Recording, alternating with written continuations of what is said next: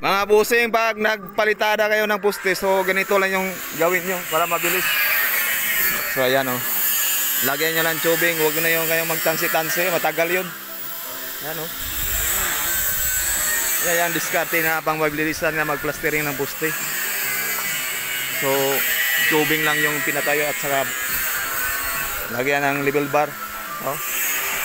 Kita nyo? Oh. Talagang libilado. Kaya, yan. Libilado talaga yan. Baka sabihin nyo, hindi libilado to. Pang pulisan na trabaho. Oh, tubing lang yung i-guide nyo sa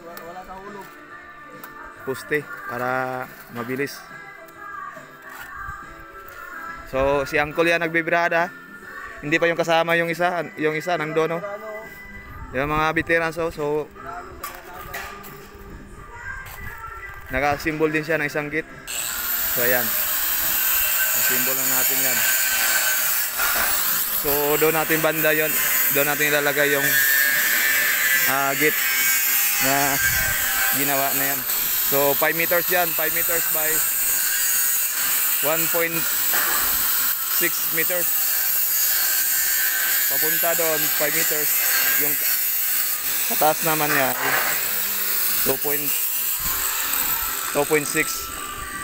So yun mo nang update sa ating video. So maraming salamat sa lahat ng nanonood.